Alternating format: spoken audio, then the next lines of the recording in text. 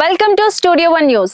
అయోధ్యలో మరో చారిత్రక రోజు వచ్చేసింది. రామాలయం నిర్మాణం దాదాపు పూర్తి కానున్న తరుణంలో మంగళవారం అక్కడ మహాధ్వజారోహణ కార్యక్రమం అత్యంత వైభవంగా జరిగింది. లక్షలాది భక్తుల సమక్షంలో ప్రధాని నరేంద్ర మోదీ గారు ఆలయ శిఖరంపై ధ్వజారోహణం చేశారు. ప్రత్యేకంగా ఎంపిక చేసిన అభిజిత్ ముహూర్తంలో జరిగిన ఈ కార్యక్రమం విజయానికి, శుభారంభానికి సంకేతంగా ఆధ్యాత్మికంగా చాలా ప్రాముఖ్యత సంతరించుకుంది. వేడుకల్లో ఎగురేసిన ఈ పతాకం అందరి దృష్టిని ఆకర్షించింది. త్రిభుజాకారంలో 10 అడుగుల ఎత్తు, 20 అడుగుల పొడవుతో రూపొందించారు దీన్ని. పతాకంపై సూర్య చిహ్నం, ఓం చిహ్నం, కొవిదార చెట్టు చిత్రాలు కనిపిస్తాయి. ఈ 3 చిహ్నాలు ధర్మానికి, శాంతికి, శక్తికి ప్రతీకలుగా భావిస్తారు. వేదిక మంత్రాలతో, పండితులు ఆశీర్వాదాలతో, అర్చకులు వేద స్వరాలతో జరిగిన ఈ కార్యక్రమం అయోధ్యను మరింత పవిత్రంగా మార్చేసింది. ధ్వజారోహణ సందర్భంగా ఆలయాన్ని అద్భుతంగా అలంకరించారు. సుమారు 100 టన్నుల పూలతో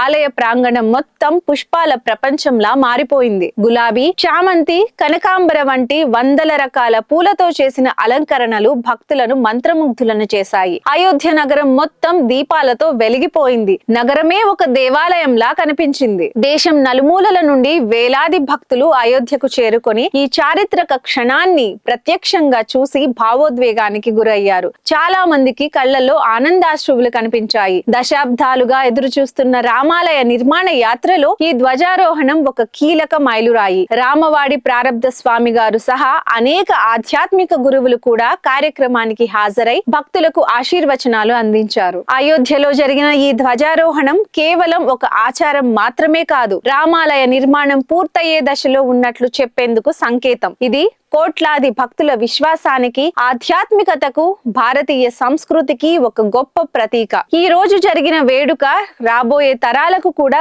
భారత చరిత్రలో ఒక స్వర్ణాక్షరాలతో నిలిచిపోతుంది. అయోధ్యలో వెలిగిన దీపాలు, కిలకిల రావాలు, పతాకం రెపరెపలు ఇవన్నీ కలిసి ఈ ఘట్టాన్ని మరింత గొప్పగా చేశాయి. జై శ్రీరామ్.